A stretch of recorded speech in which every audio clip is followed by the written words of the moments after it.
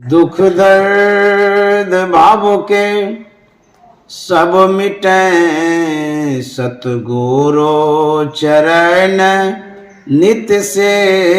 ये दुख दर्द भाव के सब मिटे सतगुरु चरण नित्य से।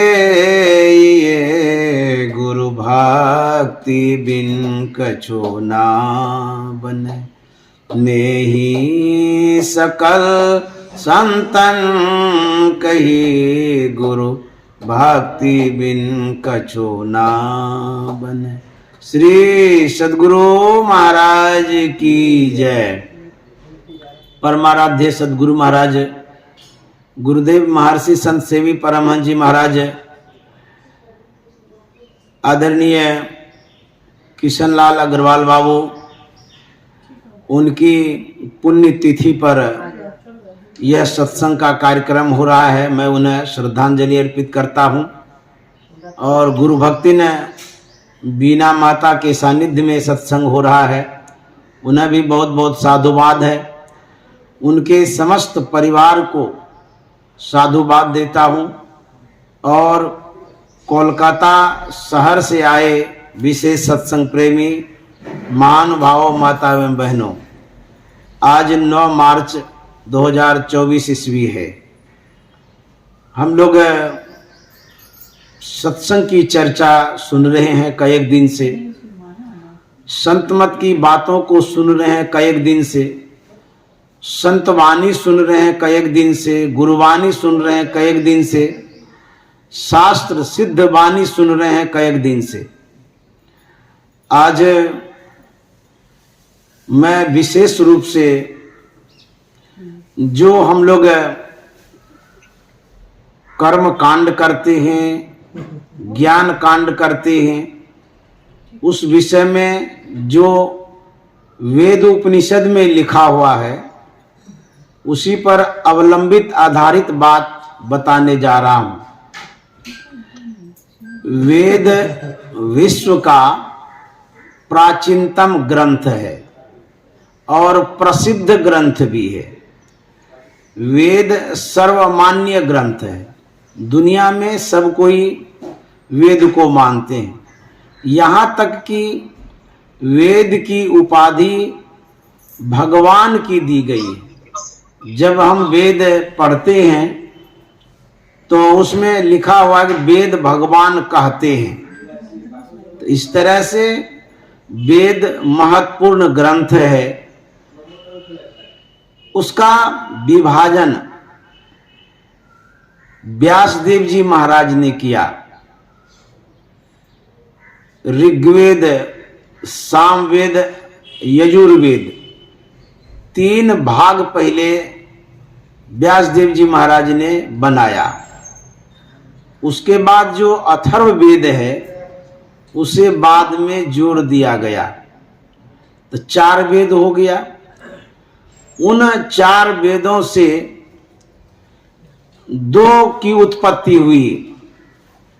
एक ब्राह्मण और दूसरा संहिता।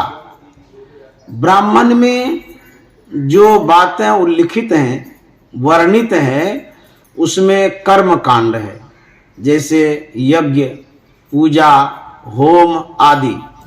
यह कर्म कांड ब्राह्मण वेद में है। और जो संहिता है उसमें ज्ञान कांड है, जैसे ध्यान, योग, भक्ति आदि।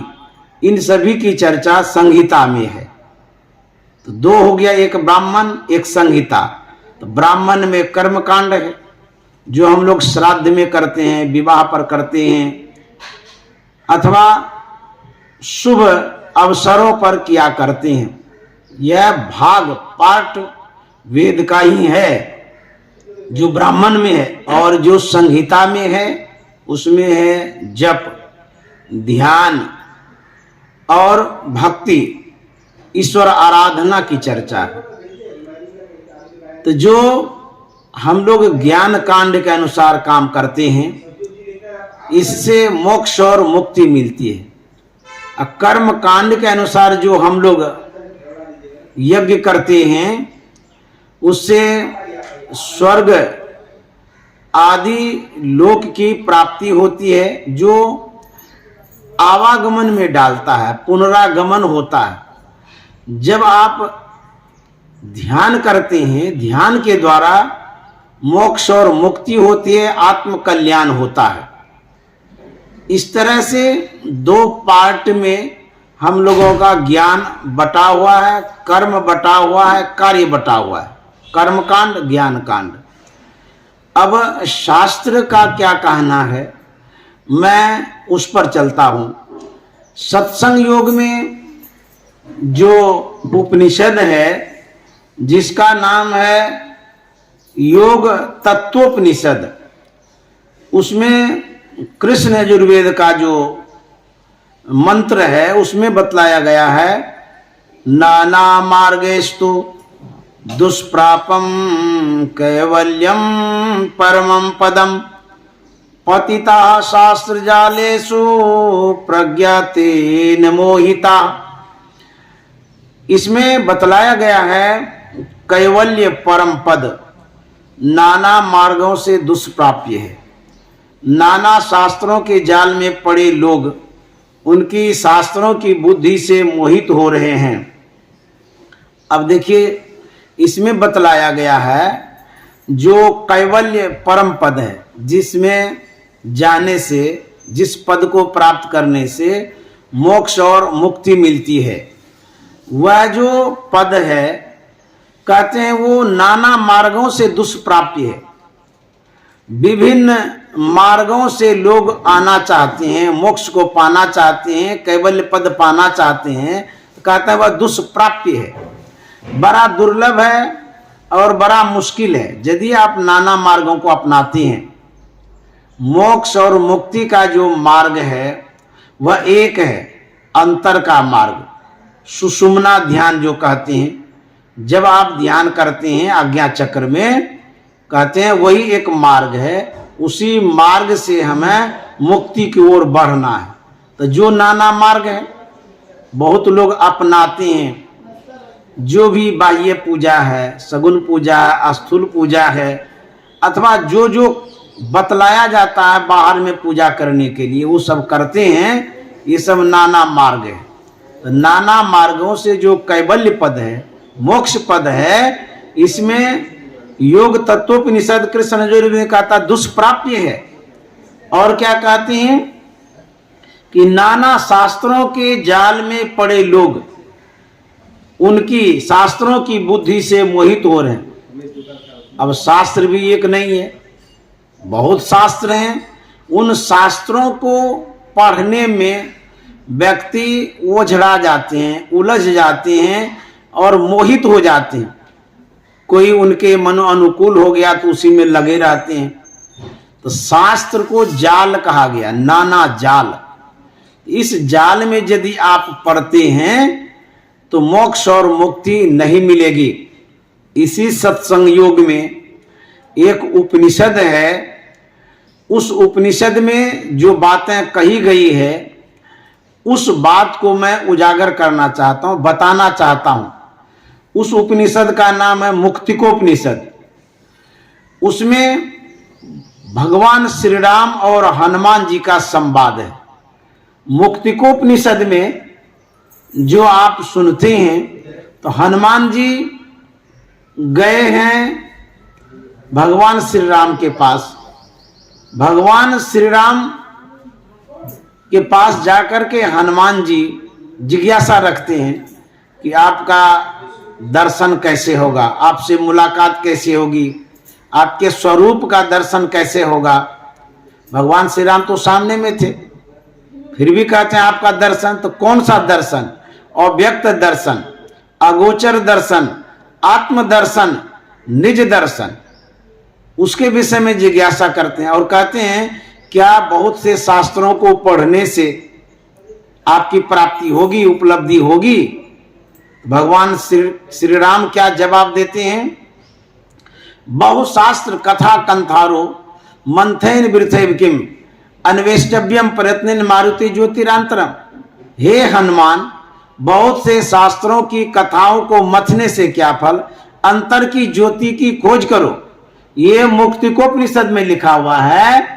हनुमान जी को कह रहे हैं भगवान श्री राम, हे हनुमान, बहुत से शास्त्रों, बहुत धर्म ग्रंथ हैं, कहते उसको पढ़ने से क्या फल, कहते हैं उसको मथने से क्या फल मिलेगा। तब भगवान श्री राम कहता अंतर की ज्योति की खोज करो। अब बुझिए, अंतर की ज्योति का मतलब होता है मानव के अंदर में जो प्रकाश है उसको खोजने के लिए कहते हैं। तो भगवान श्री राम को तो कहना चाहिए राम की खोज करो, कृष्ण की खोज करो, भगवान की खोज करो, ब्रह्म की खोज करो, परमात्मा की खोज करो, कंदराओं में जाओ, कहीं भी खोज करो। लेकिन मुक्तिकोपनिषद में स्पष्ट कहा गया है कि तुम्हारे अंदर में जो ज्योति है, प्रकाश है, उसकी खोज करो। अब प्रकाश की खोज करने के लिए कह रहे हैं, क्यों? इसी प्रकाश की उपलब्धि से मुक्ति की ओर बढ़ेंगे, मोक्ष की ओर बढ़ेंगे, कैवल्य पद की ओर बढ़ेंगे, निर्वाण की ओर बढ़ेंगे।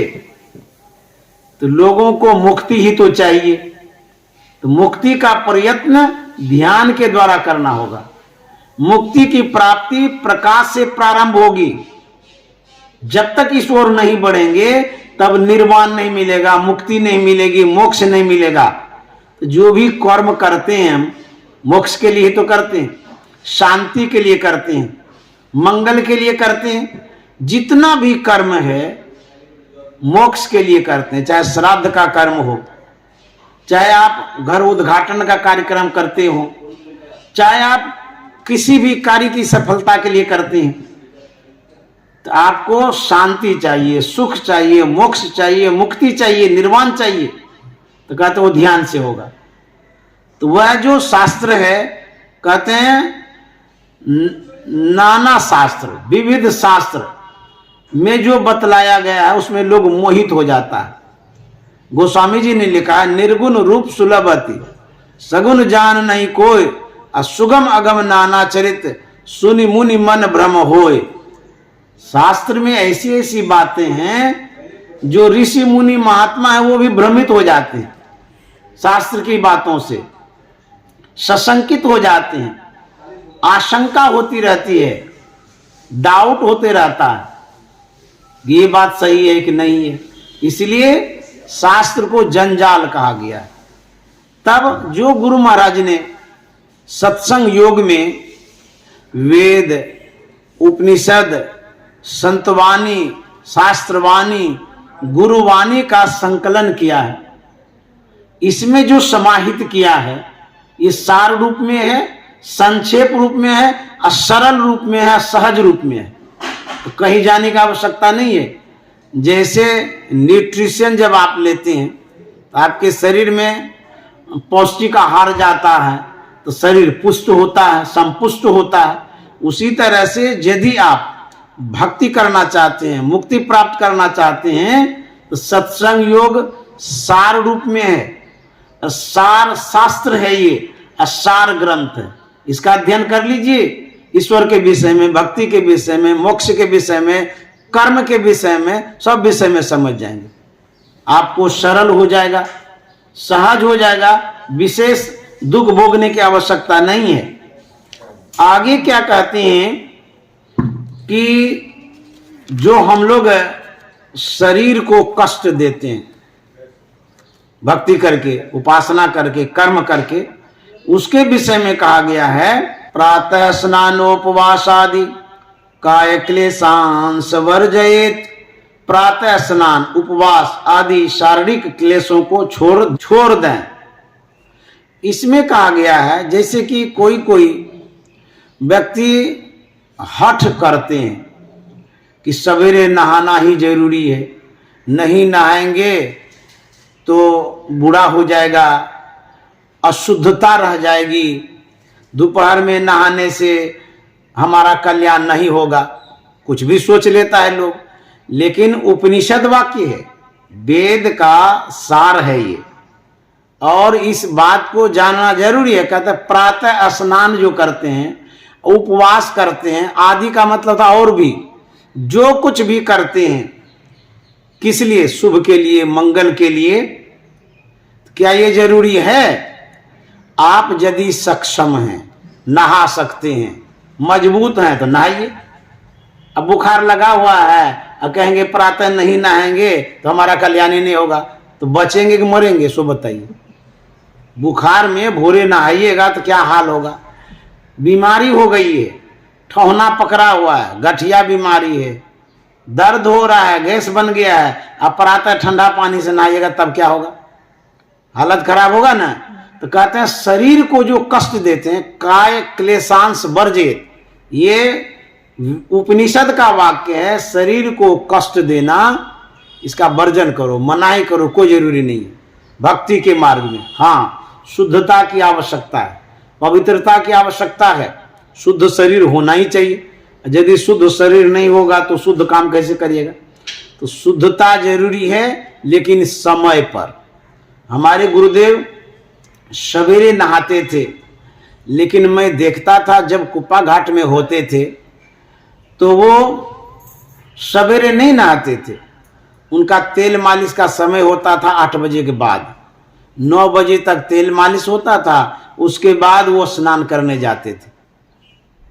तो शरीर को सुविधा दीजिए, कष्ट मत दीजिए।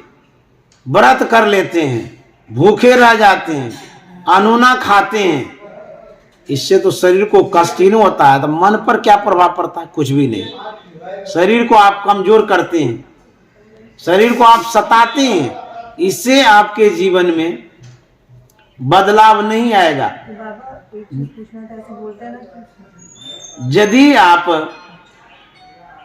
मन को साधना में लगाएंगे, मन की शुद्धता बढ़ाएंगे, तो आपका कल्याण होगा।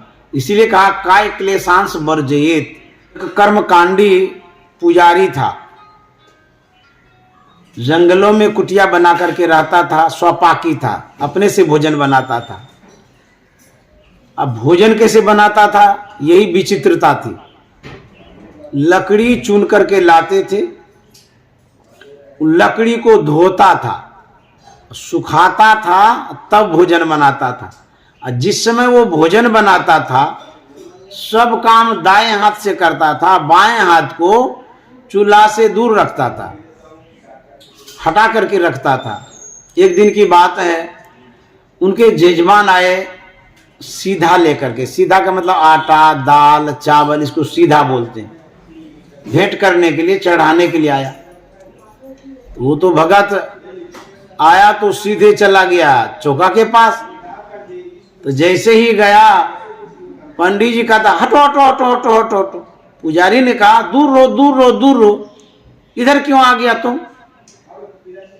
तो वो डर के मारे पीछे हो गया। बोला अरे तुम चूल्हा के पास क्यों आ गया? तो उन्होंने पूछा कि महाराज मैं तो सीधा लेकर के आया था, आपके लिए कुछ आटा, दाल, चावल लाया था भेंट करने के लिए। बोला हाँ हाँ करने लाया था, ठीक है, लेकिन तुमको दूर रहना चाहिए ना। ये शुद्ध काम कर रहे हैं, भोजन बना रहे हैं, पाक काम कर रहे हैं, और चूल्हा के पास तुम आ गया।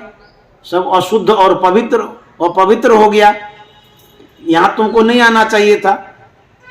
तो वो जो ऐसे हाथ किया हुआ था चूल्हा से दूर, बायां हाथ, तो भगत ने पूछा कि महाराज आप दाएं हाथ से सब काम कर रहे हैं, बाएं हाथ को त्याग दिए हैं, दूर करके रखे, ऐसा क्यों?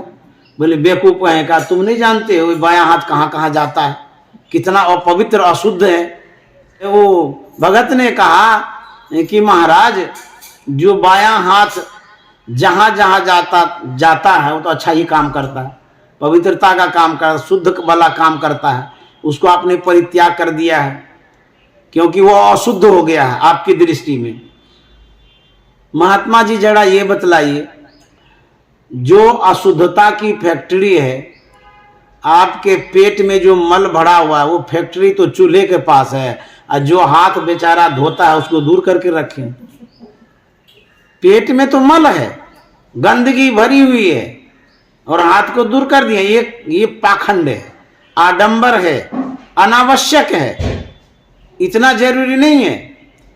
मैंने देखा एक महात्मा थे, जब उनके यहाँ कोई गुड़ चढ़ाता था तो उसको धो करके खाते थे, कोई रसगुल्ला चढ़ाता था तो उसको भी धो के खाते थे, कोई चीनी चढ़ाता था तो उसको भी धो के खाते थे। बड़ा विचित्र महात्मा। किसी किसी संप्रदाय में ऐसा भी देखा जाता है, सवेरे जब बाथरूम जाते हैं, स्नान करते हैं तो चलो ठीक है, करना भी चाहिए, लेकिन जितनी बार वो बाथरूम जाएंगे उतनी बार वो स्नान करते हैं। ये तो हद हो गया भाई, ये शुद्धता का तो हद हो गया है। अब दिन भर आप नहाते रहिएगा तो हालत क्या होगा? आपका हालत तो खराब हो जाएगा। इसकी आवश्यकता नहीं है, जरूरी नहीं है, इसलिए इतना कष्ट शरीर को नहीं दीजिए। यही यहाँ पर कहा गया है, मुहूर्तमपि योगच्छेन नासाग्रे मनसा सह सर्वं तरति पापानां तस्य जन शतार्जितम। जो मुहूर्त भर भी अर्थात कुछ काल भी मन सहित नासागर में जाता है, अर्थात नासागर में मन को रोक कर ठहरता है, वह सैकड़ों जन्मों का किया हुआ जो पाप है उससे पार उतर जाता है। ये उत्तर गीता का कहना। कहते हैं यदि कुछ काल आज्ञा चक्र में ध्यान करते हैं, दृष्टियों की क्रिया करते हैं, बिंदु ध्यान करते हैं, वहां यदि कुछ क्षण के लिए यदि ठहर जाते हैं मन सहित, तो जानते हैं कितना पुण्य होता है। कहते हैं कि सैकड़ों जन्मों का किया हुआ जो पाप है उससे मुक्ति हो जाती है। अच्छा, पाप किसे कहते हैं? पाप किस रूप में होता है आप पहचानते हैं, जानते हैं? पाप क्या क्या रूप है ये नहीं पहचान रहे हैं। आपसे किसी तरह का भूल होता है, गलती होती है, किसी को आप कष्ट देते हैं, वो पाप है। जैसे किसी के मन को दुखा दिए, सता दिए, आपसे नाराज हो गया, इसको पाप कहते हैं। मनसा वाचा कर्मणा, मन से भी पाप होता है, वचन से भी पाप होता है, कर्म से भी पाप होता है। कर्म से आप हाथ से करते हैं, पैर से करते हैं, जैसे पैर से एक ठोकर मार दिए किसी को, हाथ से एक तमाचा दे दिए, ये पाप है, ये कर्म के द्वारा हुआ पाप। मन से जैसे किसी के विषय में आप बुरा सोचते हैं, बोलते तो नहीं है, बुरा सोचते हैं, ये भी पाप है। महात्मा गांधी ने कहा था कि किचन में यदि कुछ सामान ऐसा है जो आपके मन को प्रभावित करता है, आप लेना चाहते हैं, तो मन से जो आप बिना पूछे लेना चाहते हैं, ये भी पाप है। तो कितना बड़ा पाप है।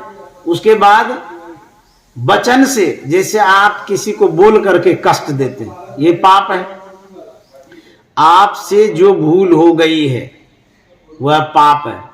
अच्छा, जो भी शुभ कर्म करते हैं, शुभ कर्म इसीलिए करते हैं कि अशुभ कर्म जो हो गया है उसको हम हटाना चाहते हैं, दूर करना चाहते हैं, समाप्त करना चाहते हैं। कोई भी कार्य आप करते हैं शुभ, इसका मतलब है शुभ इसलिए करते हैं कि अशुभ हो गया है। यदि आप परमात्मा को प्राप्त कर लेंगे, आपसे कोई गलती ही नहीं होगी, तो आपको कर्म करने की क्या आवश्यकता है? तो जितना जो कर्म हो रहा है इसलिए हो रहा है, उस कर्म से आप कुछ चाहते हैं, अच्छा चाहते हैं, भला चाहते हैं, मंगल चाहते हैं। तो कहते हैं यदि आप कर्म ही करना चाहते हैं तो ध्यान करिए। ध्यान वाला जो कर्म है उस कर्म के द्वारा आपको मोक्ष और मुक्ति मिलेगी, सभी पापों से मुक्ति मिलेगी। लोग कर्म करते हैं, कर्म की महत्ता गीता में भी है, लेकिन भगवान कृष्ण ने कहा कर्मणा गहनो गति, कर्म की जो गति है बड़ा गहन है। देखना कर्म है, सुनना कर्म है, जाना कर्म है, आना कर्म है, सोना कर्म है, उठना कर्म है, किसी को कुछ बोलना कर्म है। इस तरह से जब आप कर्म करते हैं, इस कर्म का फल मिलता है। और जब आप ध्यान करते हैं, ये भी तो कर्म है। यदि आप बैठ करके ध्यान करते हैं, ये कर्म है। लेकिन संसार में लोगों को देखा जाता है, जो धन कमाने के पीछे लगा रहता है उसी को श्रेष्ठ कर्मयोगी कहते हैं। वही खाली श्रेष्ठ कर्मयोगी नहीं है, जो ध्यान करते हैं वो सबसे श्रेष्ठ कर्मयोगी है। कर्म तो है वो भी, अपने कार्य के प्रति सजग रहना, संलग्न रहना, सक्रिय रहना, ये काम है। भौतिक जीवन की जो उपलब्धि है उसे कर्मयोगी कहते हैं, अथवा किसी का परोपकार करते हैं, भलाई करते हैं, ये भी कर्मयोगी है। लेकिन सबसे बढ़कर के कर्मयोगी वही हैं जो आत्म ध्यान करते हैं, अंतर का ध्यान करते हैं, ईश्वर का ध्यान करते हैं। ये सबसे बढ़कर के कर्मयोगी। सिर्फ पैसा कमाने वाले कर्मयोगी नहीं होते, पैसा कमाने वाले भी कर्मयोगी होते। कर्म नहीं करेंगे तो फिर आपका जीवन दुष्कर हो जाएगा, दुर्लभ हो जाएगा।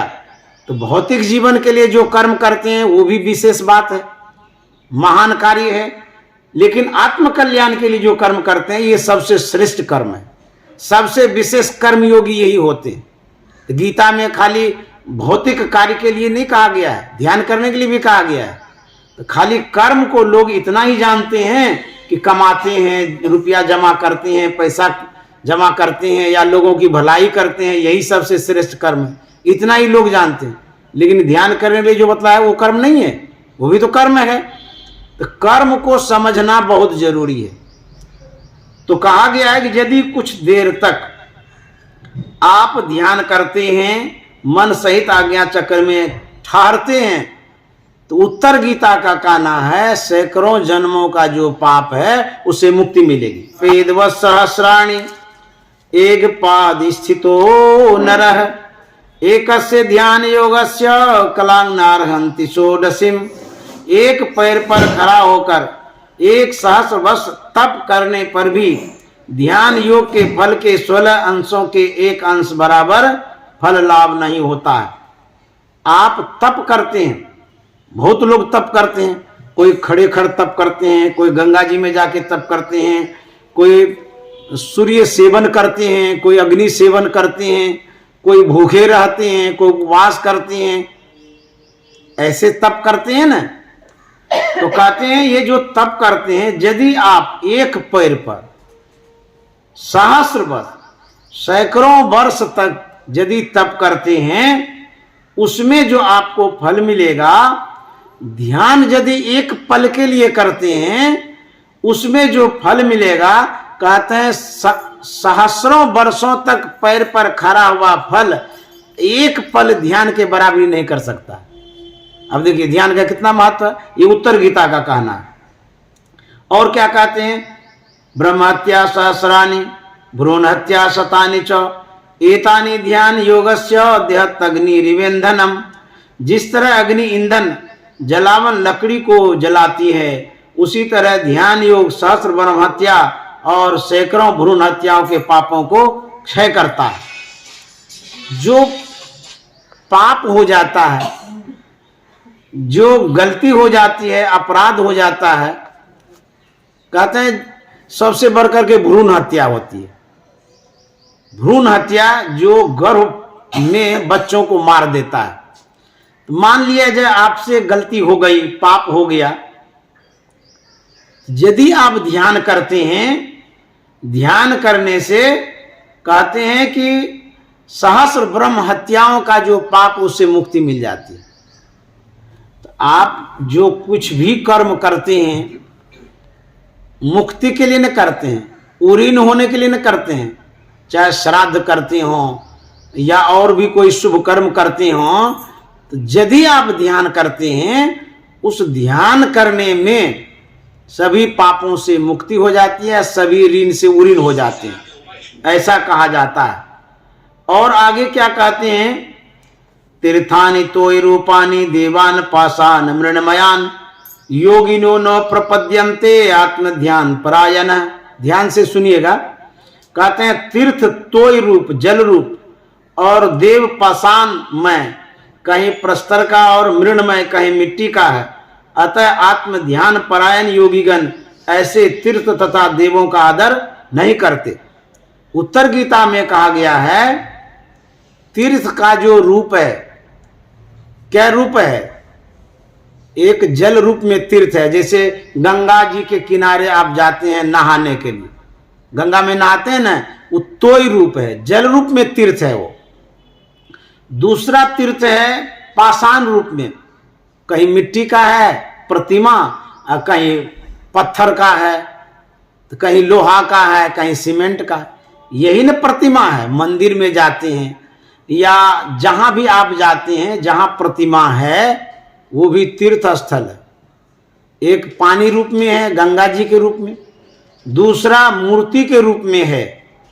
उसके बाद कहते हैं कि जो आत्म ध्यानी है, बिंदु ध्यान जो करता है, दृश्यों की क्रिया करता है, वो आत्म ध्यानी है। आत्म ध्यानी के लिए तीर्थों में जाना अनर्थवत है, आवश्यकता नहीं है, क्योंकि वो तो आत्म ध्यानी है। जो तीर्थों में जाते हैं वहां हम संस्कारित होते हैं। जरूरी है, किस तरह का जरूरी है? जैसे बच्चों को मनोहर पोथी पढ़ना जरूरी है। यदि वो बीए, एमए, पीएचडी डिलीट कर ले, अब फिर वो मनोहर पोथी पढ़े तो आप क्या कहिएगा? कहेगा बड़ा बेवकूफ है, नासमझ है। भाई एमए, बीए, पीएचडी कर लिए हैं, अब फिर मनोहर पोथी पढ़ने जा रहे हैं। ठीक उसी तरह से जब हम ध्यान करते हैं, आत्म ध्यान करते हैं, ये श्रेष्ठ ध्यान है, सर्वश्रेष्ठ ध्यान है। इस ध्यान में जो उपलब्धि होगी, जो प्राप्ति होगी, जो मुक्ति होगी, फिर उधर सगुन पूजा करने की जरूरत नहीं है, सगुन भक्ति करने की जरूरत नहीं है, कुछ भी उधर करने की जरूरत नहीं है। जो ध्यान करते हैं, ध्यान करने वाले के लिए सब पूजा, सब पाठ, सब यज्ञ, सब कर्म कांड पूरा हो जाता है। इसमें उत्तर गीता में कहा गया है। और कहते हैं अग्निर्देवो द्विजाति नाम मुनिनाम हृदय दैवतम प्रतिमा स्वल्प बुद्धि नाम सर्वत्व समदर्शी नाम। द्विजातियों का, ब्राह्मण, क्षत्रिय, वैश्य का देवता अग्नि है, मुनियों का देव हृदय में है, अल्प बुद्धि वालों का देवता प्रतिमा है, और समदर्शियों का देव सर्वत्र है। इसमें बतलाया गया है कि जो द्विजातीय हैं, ब्राह्मण, क्षत्रिय, वैश्य और शूद्र, इसको द्विजातीय में गिना गया है। इनका जो देवता है वो अग्नि है। अब इसमें बतलाया गया है कि ये अग्नि की उपासना करते हैं, सूर्य की उपासना करते हैं, ये चारों वर्ण वाले। उसके बाद कहते हैं मुनियों का जो देवता है वो हृदय में है। देवता की ही तो पूजा करते हैं, कहाँ जहां भी करते हैं आप देवता का पूजा करते हैं। तो देवता का विभाजन हो गया है। अग्निदेव, अग्निदेव की पूजा ब्राह्मण लोग करते हैं। तो अग्नि जो है सेवन करते हैं बहुत लोग। जैसे आप जब भी यज्ञ करिएगा उसमें होम किया जाता है, वो ब्राह्मणों की पूजा है, वो अग्निदेव की जो पूजा करते हैं। उसके बाद मुनि लोग भी पूजा करते हैं। मुनि लोग ध्यान करते हैं, हृदय में, अपने अंदर में पूजा करते हैं। तो उस पूजा से, जो अग्नि की पूजा, होम की पूजा, बाह्य पूजा जो करते हैं, उससे श्रेष्ठ है अंतर की पूजा, आत्म पूजा, ध्यान। उसके बाद कहा गया है जो अल्प बुद्धि वाला है, अल्प बुद्धि में जिसको बुद्धि कम है, ना समझ है, अच्छा, अल्प बुद्धि वालों का देवता प्रतिमा है। अब लीजिए, भले ही बातें कड़वी हो, लेकिन उत्तर गीता की बात है, माननीय बात है, सम्माननीय बात है। सही ढंग से समझेंगे तो किसी को उखड़ा भी लग सकता है, बुरा भी लग सकता है, लेकिन मैं अपनी बात तो नहीं कह रहा हूं। कहते हैं जो अल्प बुद्धि वाला है वो प्रतिमा की पूजा में लगा रहता है। उसके बाद क्या कहा गया? जो समदर्शी है, समतावान पुरुष जो है, जिसको समता की प्राप्ति हो गई है, उसके लिए जो देवता है वो सर्वत्र है। जहां वो देखते हैं सब जगह देवता ही देवता है, सब में है। इस बात को समझना बहुत जरूरी है। और कहते हैं कि निमिषम निमिषार्धम वा प्राणिनो अध्यात्म चिंतका क्रतु कोटि सहस्रानाम ध्यान में को विशिष्यते। इसमें कहा गया है आत्म ध्यान परायण महात्मागण एक व आधा निमेष काल भी जो आत्म ध्यान करते हैं वह कोटि यज्ञ फल की अपेक्षा भी श्रेष्ठ है, जो आत्मध्यानी है। ये उत्तर गीता का ही श्लोक पढ़ रहे हैं।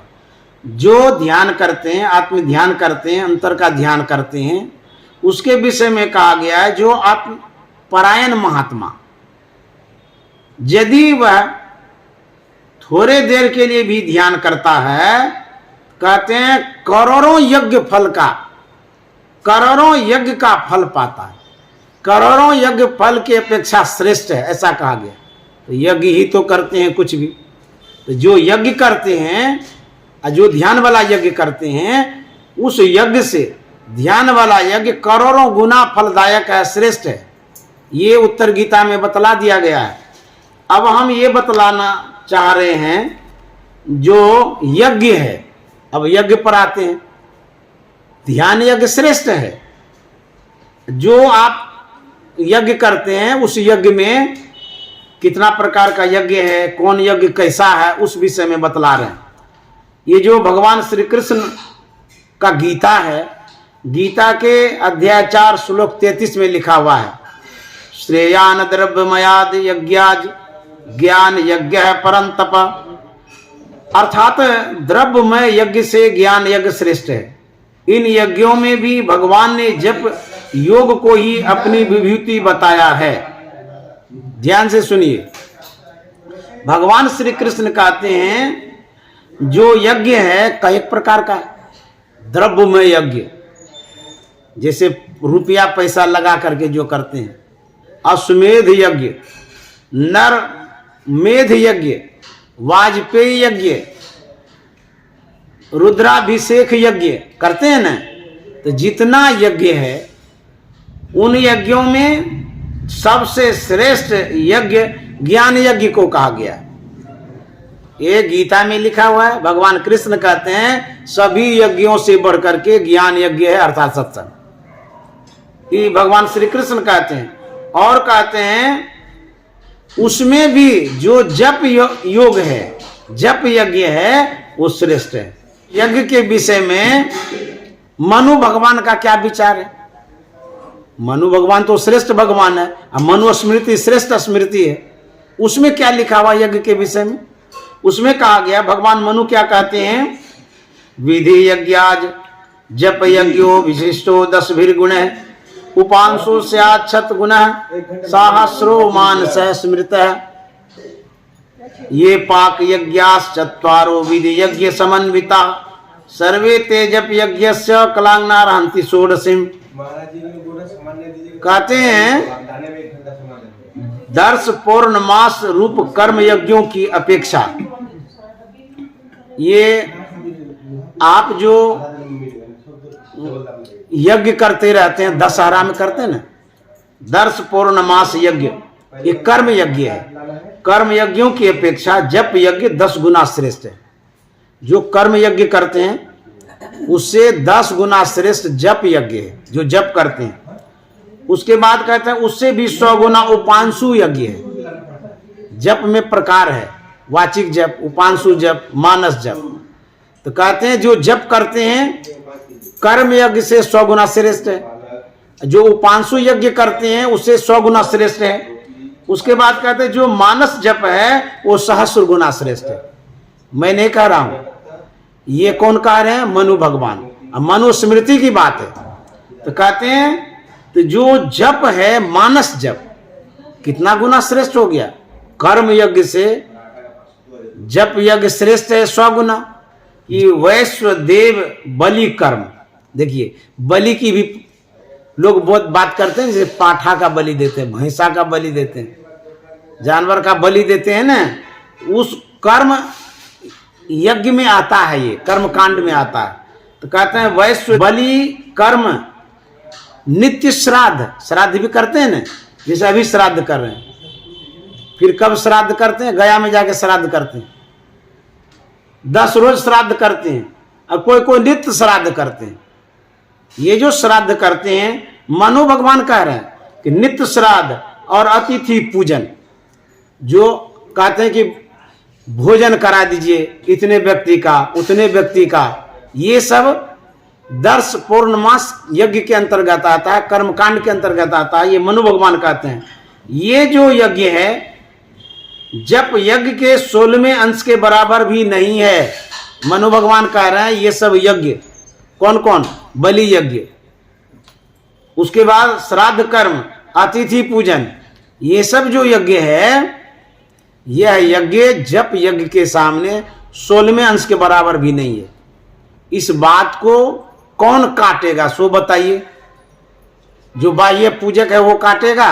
यदि काटेगा तो मनु भगवान की बातें तो कट जाएगी। मैं अपनी बात तो नहीं कह रहा हूं, ये मनु भगवान की बात है, मनुस्मृति की बात है।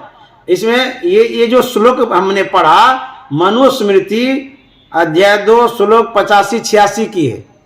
ये सत्संग से हम पढ़ के सुना रहे। तो कहते हैं सबसे श्रेष्ठ जो है जप यज्ञ कहा गया, और इधर जितना कर्म करते हैं ये 16वें अंश के बराबर भी नहीं है। ये दिमाग में अटती नहीं है बातें, उसी में लटके रहेंगे, भटके रहेंगे। जो जो बाह्य पूजा है उसी को करते रहेंगे, क्योंकि उसमें तो रुपया खर्चा होता है। अभी भोरे भोर गए हैं गंगा जी के किनारे, ठंड भी लगती होगी, तो उसमें समझते हैं कि पूजा कर रहे हैं, श्राद्ध कर रहे हैं, पुण्य का काम कर रहे हैं। लेकिन ये बैठ करके ज्ञान की चर्चा नहीं करें, क्यों? इसमें उतना फायदा नहीं मिलता। जब सत्संग होगा तो घूमते रहेंगे बाहर में, तो आवागमन में पड़ो, दुख भोगो, कष्ट भोगो, कहां जाना होगा? नरक में जाना पड़ेगा। यदि आपको ज्ञान से लगाव नहीं है, सत्संग से लगाव नहीं है, ध्यान से लगाव नहीं है, तो कहां जाएंगे? नरक में जाएंगे, दुख भोगना पड़ेगा। जब शास्त्र कह रहा है सबसे श्रेष्ठ सत्संग, ध्यान, जप यज्ञ है, और उसको नहीं करके आप अपने बुद्धि के अनुसार अथवा किसी के कहे अनुसार करते रहते हैं, तो जो आपके गुरुजी बने हैं वो कैसे हैं सो देख लीजिए, आपको कहाँ ले जाएंगे सो देख लीजिए। अनहरा गुरु, बहरा चेला, और दोनों नरक में ठेलम ठेला, यही तो दुर्दशा होगी। अरे भाई, शास्त्र की बात नहीं मानेंगे, गुरु की बात नहीं मानेंगे, तो कहाँ जाएंगे? तो जहां गुरु जाएंगे वहीं चला जाएगा। तो गुरु जी को ज्ञान ही नहीं है। अनहरा गुरु मतलब, अनहरा कहने का मतलब अज्ञान अवस्था में पड़ा हुआ है, ज्ञान ही नहीं है। विशेष नेत्र जो ज्ञान का होता है वो ढका हुआ है, ज्ञान चक्षु खुला ही नहीं है, इसीलिए कहता अनहरा गुरु। और चेला कैसा है? उसको सुनाइए नहीं देता है, जो भी बात कहते हैं उसको समझ में बात नहीं आती है। अब ऐसे लोग यदि होंगे तो कहां से कल्याण होगा? इसीलिए सत्संग सुनना चाहिए। उपनिषद में ही लिखा हुआ है, भारो अविवेकिना शास्त्रम भारो ज्ञानं चौरागिना अशांतस्य मनो भारो भारो नाथ मिदो बप्पू। भारो अविवेकिना शास्त्र, इसी सत्संग युग में है, जो अविवेकी है उसके लिए शास्त्र भार है। कितना भी कहते जाइए उसको समझ में कुछ नहीं आएगा। भारो अविवेकिना शास्त्र, भारो ज्ञानं चौरागिना, जो रागी है, संसारासक्त है, विषयासक्त है, कहते हैं उसके लिए ज्ञान की बात भारी है, उसको अच्छा नहीं लगेगा, कितना भी सुनाते रहिए। तुलसीदास जी महाराज ने कहा, तुलसी पूर्विला पाप थे, हरि चर्चा न सुहाय, जैसे ज्वर के ताप से भोजन की रुचि जाए। पूर्वजन्म का जो पाप है, वो जो बोझ है माथे पर, इस कारण से भगवत चर्चा, हरि चर्चा, ज्ञान चर्चा सुहाती नहीं है। कहते हैं अशांतस्य मनोभारो, जो व्यक्ति अशांत हो गया, टेंशन में हो गया है, तो कहते हैं उसके लिए उसका मने भार है, उसका स्वयं मन भार हो गया है। क्यों? टेंशन में, अशांत में है। भारो नाथ विदो अपू, जो आत्मज्ञानी नहीं है उसके लिए शरीर भार है। तो आत्मज्ञानी कैसे होंगे? जब आत्म ध्यान करेंगे। तो जब आत्म ध्यान करेंगे तब शरीर हल्का होगा, ज्ञान समझ में आएगी बातें, ज्ञान की बातें, मन हल्का हो जाएगा। इसलिए आत्म ध्यान करने वाले अशांत नहीं होते हैं, शांति को प्राप्त करते हैं। गुरु महाराज कहते हैं, फिरे चहु दिस जगत में अरु भक्ति ताप देता फिरे, ध्यान बिनु नहीं शांति आवे, लोग हूं कितनों गिरे। कितना भी आपको शास्त्र का ज्ञान हो, संसार में सम्मान हो, यदि आप ध्यान नहीं करेंगे तो आपका कल्याण नहीं होगा। गोस्वामी जी ने लिखा है माधव मोह फांस क्यों टूटे, बाहर कोटि उपाय करिए, अभ्यंतर ग्रंथि न छूटे, माधव मोह फांस क्यों टूटे। माधव कहते हैं मा मन माया, धव मन पति, माया के पति को माधव कहते हैं। कहते हे माधव मोह का फांस कैसे टूटेगा, क्यों? कहते बाहर कोटि उपाय करिए, बाहर में उपाय करते हैं, करोड़ों उपाय करते हैं। मोह कहते हैं आसक्ति को, लगाव को, अज्ञानता को, उसी में तो सब पड़े हुए हैं। तो कहते हैं इसका बंधन कैसे टूटेगा, क्योंकि बंधन जो लगा हुआ है जड़ चेतन ही ग्रंथि पर गई, जड़ और चेतन का बंधन है, गांठ गिरह लगा हुआ अज्ञानता का। हम लोग उपाय करते हैं कहाँ? बाहर में। बाहर कोटि उपाय करिए, अभ्यंतर ग्रंथि नहीं छूटे, कभी नहीं वो ग्रंथि छूटेगी, अज्ञानता से कभी दूर नहीं होंगे। कैसे उपाय करते हैं? यदि आप शुद्ध होना चाहते हैं तो आपके मन पर जो गांठ है, गिरह है, जो अपवित्रता है, जो अशुद्धता है, उसको शुद्ध करने के लिए ध्यान की आवश्यकता है। जब तक ध्यान नहीं करेंगे तब तक पवित्र नहीं होंगे। कहते हैं कि अंतर मलिन विषय मन अति, तनु पावन करिए पखारे, मरैन उरग अनेक जतन बल्मीक विविध विधि मारे। मलिन का मतलब था भीतर में जो मलिनता आ गई है, शरीर की मलिनता नहीं, मन की मलिनता। मन जो मलिन हो गया है उसको शुद्ध करने के लिए आप क्या करते हैं? बाहर कोटि उपाय करिए, बाहर में करोड़ों उपाय करते हैं, इसीलिए मन शुद्ध नहीं होता है। अभ्यंतर ग्रंथि नहीं छूटे, भीतर का ग्रंथि नहीं छूटेगा। गोस्वामी जी अंतिम में क्या कहते हैं कि तुलसीदास हरि गुरु करुणा बिन, विमल विवेक न होई, बिनु विवेक संसार घोर निधि पार न पावे कोई। तुलसीदास जी महाराज कहते हैं यदि आप शुद्ध होना चाहते हैं, पवित्र होना चाहते हैं, तो बुद्धि की पवित्रता करनी होगी। बुद्धि कैसे बढ़ेगी? तो कहते हैं बिनु सत्संग विवेक न होई। जब तक सत्संग नहीं करेंगे तब तक विवेक नहीं होगा। और सत्संग कब मिलेगा? कहते हैं जब तक हरि और गुरु की कृपा नहीं होगी तब तक सत्संग नहीं मिलेगा। सत्संग के द्वारा ही संशय का शमन होगा। डाउट समाप्त कब होगा? जब सत्संग करेंगे। संशय जब तक रहेगा तो तब तक क्या होगा? राधा स्वामी कहते हैं इस नगरी में तिमिर समाना, भूल भरम हर बार, खोज करो अंतर उजियारी, छोड़ चलो नौ द्वार। भूल भरम संशय को कहते हैं। जब तक अंधकार में रहेंगे तब तक संशय में रहेंगे, डाउट में रहेंगे, कंफ्यूज होते रहेंगे, तब तक क्या होगा? दुख भोगते रहेंगे। तो कंफ्यूज ना हो इसके लिए सत्संग की आवश्यकता है। डाउट ना रहे उसके लिए डॉट, बिंदु की आवश्यकता है, बिंदु ध्यान की आवश्यकता है। इसलिए सत्संग करना बहुत जरूरी है। मैं अब वाणी में विराम देना चाहता हूं। किशन बाबू के इस पुण्यतिथि पर उन्हें श्रद्धांजलि अर्पित करता हूं। और आप श्रोता जो बैठ करके सुने हैं, आप लोगों को भी साधुवाद है, ऑनलाइन ऑफलाइन दोनों के लिए साधुवाद है। श्री सद्गुरु महाराज की जय।